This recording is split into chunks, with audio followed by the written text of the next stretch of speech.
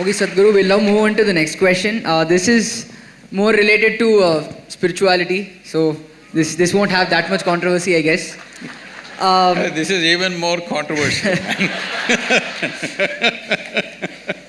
Okay, I'll try to bring in the controversy here. It is a common notion among people that spirituality is a rich person's area.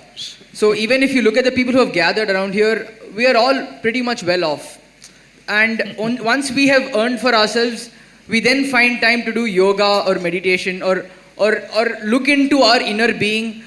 But as we were discussed all throughout the whole discussion till now, there are, yes, you yourself have said that 500 million people are still malnourished, and there are so many people in this country who are daily wage workers who at that point of time, spirituality and learning of their inner being would not be the most important thing for them. Their most important thing would be feeding themselves and their children for the next meal. Really, you think so? You do one thing, you go to any so-called spiritual event in the country, will you see rural masses there or people like you in denims? Who will you see? So, don't make conclusions which are not even true. Are we trying to prove something or are we trying to look at truth? The truth of this nation is, we have kept our populations in extreme abject poverty. Nourishment is missing, leave anything else. Nourishment is missing. In spite of that, I must tell you this, people ask me these questions wherever I go in the world. Sadhguru, so many spiritual teachers and masters, so many great beings have come in India, but why are we so poor?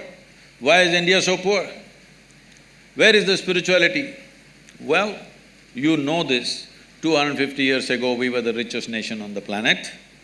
Everybody wanted to come to India. Why do you think of Vasco da Gama or that Columbus who made that mistake? All these people set off in the oceans that they did not know, and over 100 expeditions in the ocean drowned. Nobody ever wrote about them, all right? Because nobody writes about people who drown in the oceans. So why was everybody in Europe trying to come to India?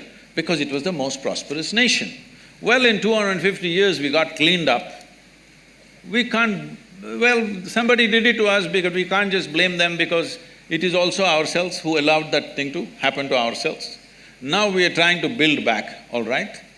But even though you kept them in such abject poverty, wherever these people went, they made sure not a bit of the local culture remained. Just look at North America, South America, Australia and large parts of Africa, anywhere.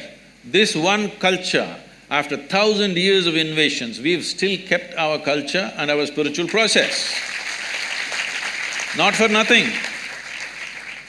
Where we are, you know where our yoga center is, there is a police station about 12 kilometers away.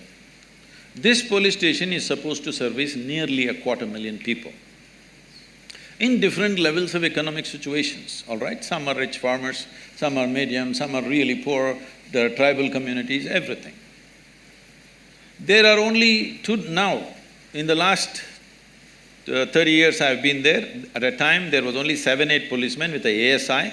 Today, there are about 14 to 15 policemen with a SI. This is an upgrade that happened 3 years ago. Otherwise, even now, with these 14 policemen, 2 or 3 will be on leave because of something or the other, and 3-4 are on night duty. Hardly 7-8 policemen for 250,000 people. And these are poor people living in small huts. People are driving in Mercedes cars up and down. But they never pounced on them, killed them and took what they have. It never happened. This is spirituality, if you've forgotten this. This is spirituality, you understand?